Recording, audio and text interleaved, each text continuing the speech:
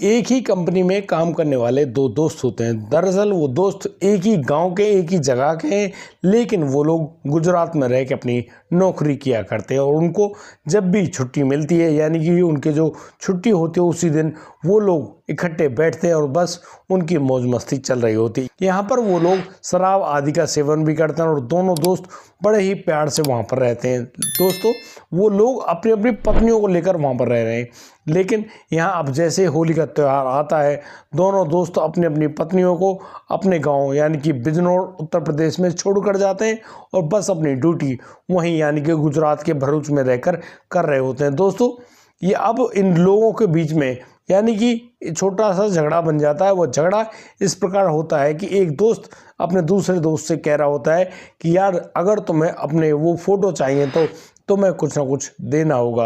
अब यहाँ पर वह दोस्त पूछता है, बोलो भाई मुझे क्या देना है? तो दूसरा दोस्त उसको पैसे मांगता है और कहता है कि उसको इतने पैसे चाहिए, यदि तुम इतने पैसे मुझे दे दोगे तो मैं तुम्हारे इन फ़ोटोज़ को डिलीट कर दूंगा, नहीं तो वह उन फ़ोटोज़ को यानी कि दुनिया के सामने जग जाहिर कर देगा, सोशल मीडिया पर वायरल कर देगा और फिर तो तेरी बहुत ही बेकार की मतलब कि हर तरह की बेइज्जती हो जाएगी। अब तो यहाँ पर वह जो दोस्त है काफ़ी ज़्यादा मायूस होता है। फिर वह कहता है, यार एक काम कर, छोड़ ना सारी बात को, तुझे जो करना है कर दे, पर चल शाम को कुछ लेकर आते हैं।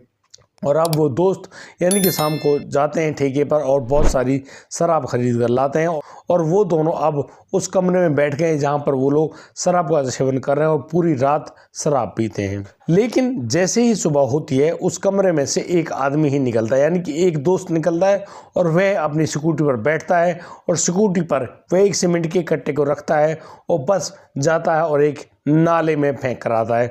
उसके बाद वह दोबारा आता है और फिर एक सीमेंट के गट्टे को उठाकर ले जाता है और उसको फिर नाले में फेंक कर आता है। दरअसल उसको ऐसे चक्कर काटते काटते करीब 5-6 बार हो गया है, यानी कि कोई भी व्यक्ति उसको यही सोच रहा था कि शायद वह किसी कबाड़े को फेंक रहा है, लेकिन यहाँ पर कहानी कुछ और ही होती है। क्या थी वह कहानी और किस प्रकार से उसने अपने दोस्त से होने वाली ऐसी शिकायतों से निजात पाई, आप भी इस पूरे मामले को जानकर हैरान रह जाने वाले हैं। दोस्तों, आइए जानते हैं क्या था मामला। नमस्कार, आदाब, सत श्री अकाल दोस्तों, स्वागत है आपका हमारे यूट्यूब चैनल किस्से क्राइम के। और दोस्तों, आपसे वही प्यार भरी गुजारिश, आगे बढ़ने से पहले हमारे चैनल को सब्सक्राइब करना, नोटिफिकेशन बेल को दबाना बिल्कुल ना भूलें और दोस्तों हमारे चैनल को फॉलो भी अवश्य कर लें। दोस्तों, आज का बेहद ही हैरान करने वाला मामला सामने आया है सूरत, गुजरात से। दोस्तों, सूरत में एक जगह जिसका नाम भरूच पड़ता है, उस भरूच में यानी कि दो दोस्त एक ही गांव के रहने वाले जिनका नाम सचिन और शैलेंद्र होता है, दोनों दोस्त वहां पर एक कंपनी में अच्छी खासी नौकरी किया करते हैं और वहाँ से काफ़ी अच्छे जो पैसे उनको कमाते हैं, उनकी सैलरी काफ़ी अच्छी होती है और उसी सैलरी के दम पर वो बहुत सारे पैसे अपने परिवार में भेज दिया करते हैं। यहाँ पर वो दोनों अपनी अपनी पत्नियों को लेकर रहते हैं। अभी तक शैलेंद्र बाप नहीं बन पाया है, लेकिन जो सचिन उसका दोस्त है उसको एक 4 साल का बेटा भी है। बड़े ही राजी खुशी तरीके से उनकी ज़िंदगी कट रही होती है और एक रात जब वो दोनों यानी कि कुछ ड्रिंक वगैरह यानी कि पार्टी करने के लिए बैठे हुए थे, अचानक उस शैलेंद्र से एक गलती हो जाती है। दरअसल वह अपने दोस्त के पास कोई चीज़ शेयर करना चाह रहा था फ़ोन से, लेकिन वह उस व्हाट्सएप से कुछ ऐसी चीज़ों को भी भेज देता है जिनमें शैलेंद्र के कुछ अंतरंग तस्वीरें होती हैं उसकी पत्नी के साथ, यानी कि कुछ ऐसे फ़ोटो जिनको शैलेंद्र को शायद नहीं भेजना चाहिए था और यदि वे दुनिया के सामने आ जाए तो किसी की भी आंख फटी की फटी रह जाए। यानी कि एक पति पत्नी के दोनों के ऐसे संबंध जिनको मतलब कि देख पाना बहुत ही मुश्किल होगा किसी के लिए भी। और दोस्तों, यहाँ पर वह जो सचिन है, जैसे उन फोटोग्राफ्स को पाता है वह चुपचाप रहता है और कुछ भी अपने दोस्त शैलेंद्र को नहीं बताता है। यहाँ पर उस रात तो वो लोग पार्टी करते हैं, लेकिन अब उस पार्टी को ख़त्म करने के बाद यानी कि वह जो सचिन है अपने दोस्त शैलेंद्र के पास फ़ोन करता है और कहता है, भाई एक काम कर, तेरे कुछ ऐसे फ़ोटो उसके पास पहुंच गए, उन फोटो को यदि तू देख लेगा तो यानी कि तेरी आंखें फटी की फटी रह जाएंगी। दरअसल तू तो भाभी के साथ बहुत सारे मज़े करता है और तेरे मज़े करने का तरीका कुछ खास ही है, क्योंकि उसके पास एक ऐसी वीडियो मिल गई है उसको जहां पर तुम और उनकी जो पत्नी है दोनों बिना कपड़ों के उस वीडियो में मौजूद हैं और एक दूसरे को बड़े ही ढंग से प्यार कर रहे हैं। अब जैसे शैलेंद्र उस बारे में सुनता है तो वह काफ़ी ज़्यादा मायूस हो जाता है, घबरा जाता है और सोचने लगता है कि यार सचिन तुम क्या कहना चाह रहे हो। लेकिन सचिन अब उससे कहता है कि देखो मैं तुम्हारी बात को समझ गया हूँ, तुम डर रहे हो, डरने की ज़रूरत नहीं है। एक काम करो, यहाँ पर वो तुम्हारे फ़ोटो को तो दे देगा लेकिन तुम्हें उसके लिए कुछ खर्चा करना होगा। अब यहाँ पर शैलेंद्र कहता है देख भाई पार्टी वार्टी की बात है तो वो आराम से कर लेगा, लेकिन यदि तुम पैसे मांग रहे हो तो फिर कहानी अलग तरह की होगी। अब तो शैलेंद्र उस अपने दोस्त सचिन को अपने पास बुलाता है और उससे कहता है यार तुम मान जाओ, उन फोटोज़ को डिलीट कर दो, वो दुनिया को दिखाने के लिए नहीं है।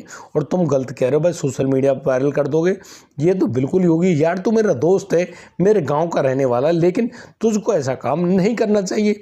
लेकिन सचिन तो मज़े लेने लगा है और वह उससे कहता है कि देखो भाई यदि तुझको वाकई में वो फ़ोटो चाहिए तो तुझे उसके लिए कुछ देना होगा। और वह क्या है, यानी कि वह बहुत सारे पैसे मांग बैठता है। लेकिन अब जो शैलेंद्र है सचिन की गई उस मांग से बहुत ही ज़्यादा हैरान होता है और कहता है यार तुम मतलब दोस्त हो तो मुझसे ये सब कह रहे हो, मुझे अपने कानों पर यकीन नहीं हो रहा है। लेकिन सचिन उससे कहता है कि देख भाई यदि तुझे वो फ़ोटो डिलीट कराने तो तुझे उसकी मांगें माननी ही पड़ेंगी। इन बातों को सुनकर वह शैलेंद्र काफ़ी ज़्यादा मायूस होता है, घबराता है, परेशान होता है और बार बार उस सचिन के आगे मिन्नतें कर रहा है। लेकिन सचिन उससे यानी कि उस पर बिल्कुल भी तरस नहीं खाता और कहता है कि देख तेरे पास अगले 6 दिन का टाइम है, 6 दिन में तूने ये काम नहीं किया तो फिर हालत काफ़ी ज़्यादा बिगड़ जाएंगी। दरअसल ये बात होती है मार्च के शुरुआती सप्ताह की। लेकिन अब तो जैसे कि होली का त्यौहार आने वाला है, अब जो सचिन है, सचिन अपनी पत्नी, शैलेंद्र भी अपनी पत्नी को बिजनौर लेकर जाते हैं और वहाँ अपने जो गांव है उसमें छोड़कर आ जाते हैं। अब सचिन और शैलेंद्र दोनों गुजरात आते हैं और अपनी अपनी नौकरी करने में बिजी हो जाते हैं। दोस्तों यहाँ पर कहानी कुछ अलग तरह की चल रही होती है, क्योंकि कहीं ना कहीं वह शैलेंद्र उस अपने दोस्त सचिन से खुन्नस रखने लगा था और इसी खुन्नस की वजह से वह अब कुछ ऐसा करने के विचार में है, यानी कि वह उस जो अपने दोस्त से कुछ ऐसा करना चाहता है जो कि शायद उसको नहीं करना चाहिए था। शैलेंद्र अब अपने दोस्त सचिन से कहता है कि देखो आज मैंने होली की पार्टी रखी और तुम उस होली में ज़बरदस्त मज़े करना। अब तो वह जो अब तो सचिन भी बहुत ही राजी खुश होता है। इस बात को सुनकर जो सचिन है वो बहुत ही ज़्यादा खुश होता है और वह शैलेंद्र की बुलाई गई जगह पर यानी कि शैलेंद्र के कमरे पर पहुंच जाता है। और यहाँ पर वो दोनों दोस्त जाते हैं स्कूटी लेकर और काफ़ी सारी जो शराब वगैरह की बोतल्स हैं उनको उठाकर लाते हैं, खरीद कर लाते हैं और बस वहाँ पर खाने पीने का सामान भी है।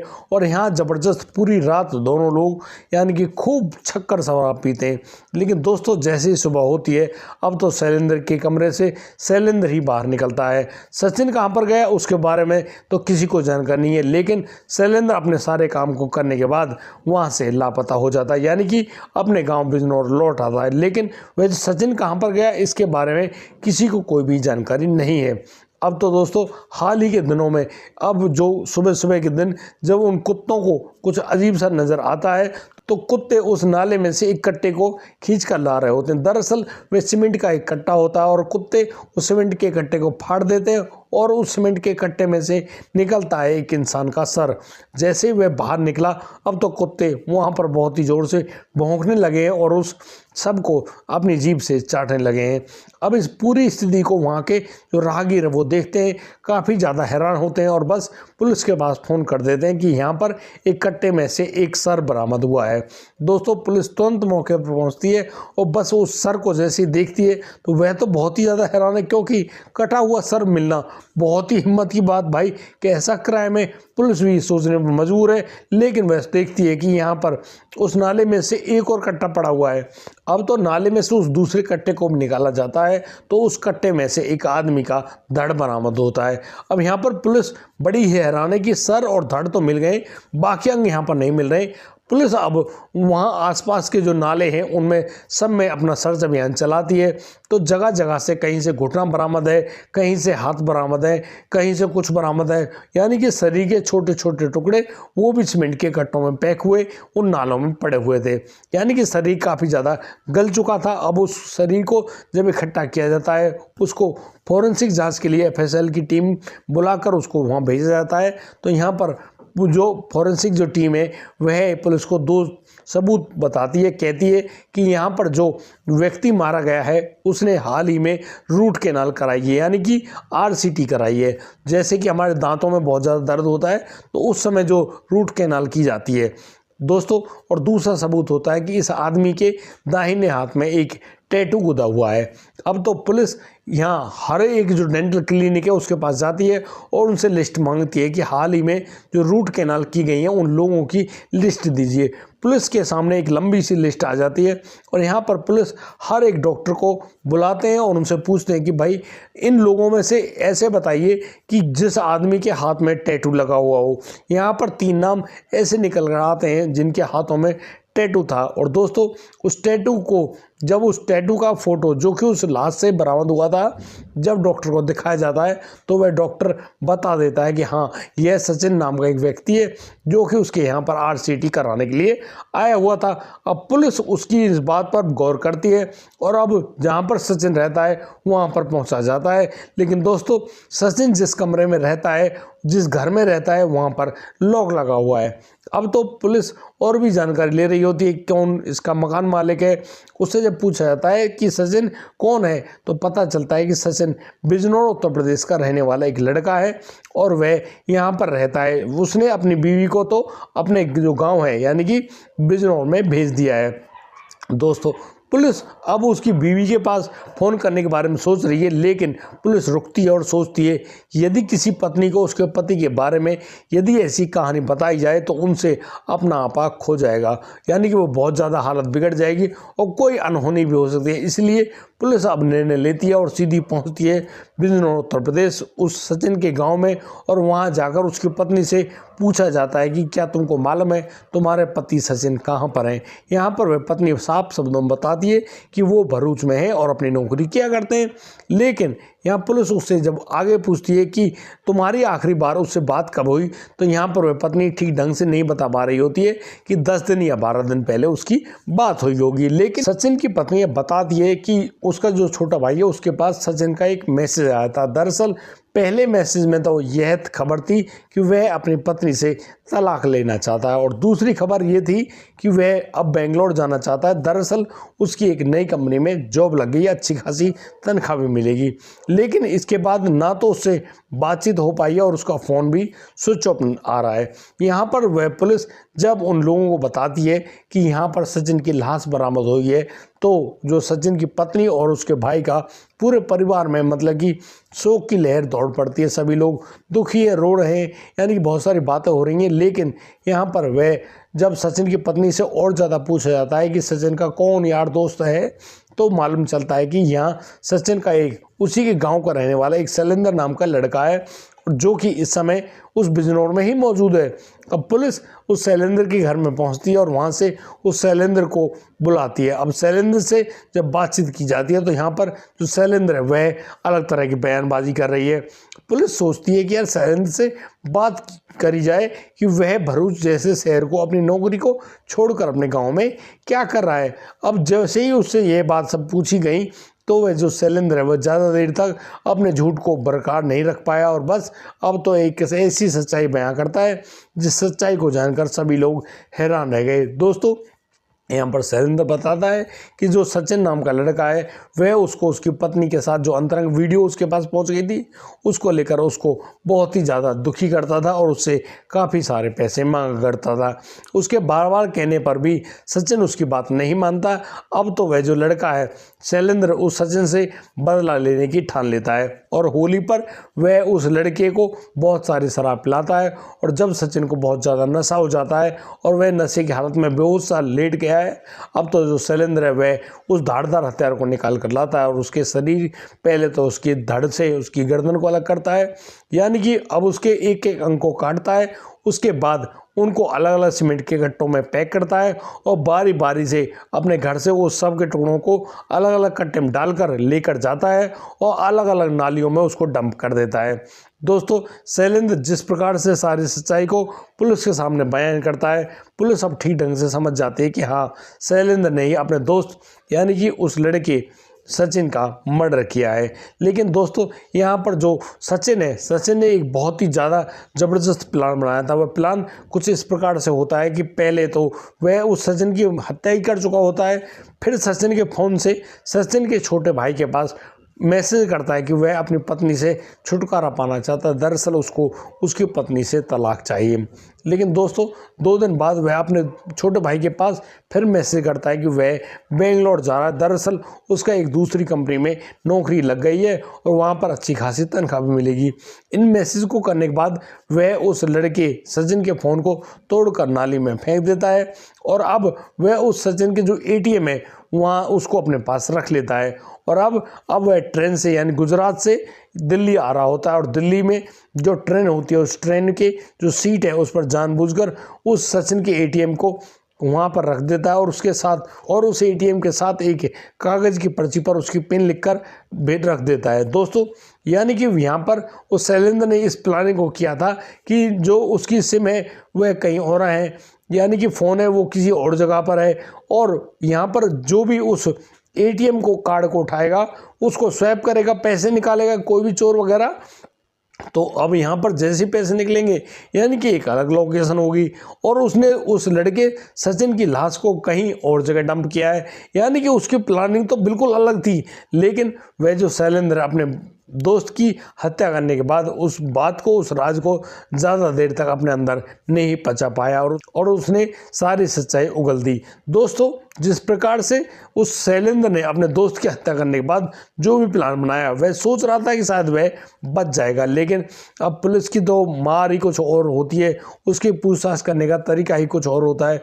और दोस्तों कहते हैं कि पुलिस की मार के आगे तो भूत भी नाचते हैं और बस वही काम हुआ। शैलेंद्र को जब बढ़िया ढंग से सेवा मिली तो शैलेंद्र भी अपने किए गए उस जुर्म को स्वीकार कर लेता है और उसने स्वीकार किया कि उसने अपने दोस्त की इतनी दर्दनाक हत्या भी कर दी है। दोस्तों इस पूरे घटनाक्रम को सुनाने का उद्देश्य किसी को परेशान करना नहीं है, किसी का दिल दुखाना नहीं है। दोस्तों इस घटनाक्रम के माध्यम से हम लोग आपको बताना चाहते हैं कि कई बार इंसान से कुछ ऐसी गलतियां हो जाती हैं, व्हाट्सएप वगैरह पर कुछ ऐसे मैसेज भी भेजे जा सकते हैं जिनसे उनकी स्थिति काफ़ी ज़्यादा खराब हो सकती है, जैसे कि शैलेंद्र के साथ हुआ। लेकिन शैलेंद्र को जहाँ इस बात के लिए काफ़ी अच्छी समझदारी बरकरार रखनी चाहिए थी, अपने गांव में अपने माता पिता या परिवार का सहारा लेना चाहिए था और यदि उनका भी नहीं मिलता तो फिर सीधा पुलिस के पास जाना चाहिए था और अपनी गलती को स्वीकार कर लेना चाहिए था। लेकिन शैलेंद्र की भी यहाँ पर बहुत बड़ी गलती है। भाई तुम अपनी पत्नी के साथ रहते हो, उनके साथ संबंध बनाते हो, लेकिन उनकी वीडियो और फोटो खींचने की क्या ज़रूरत है?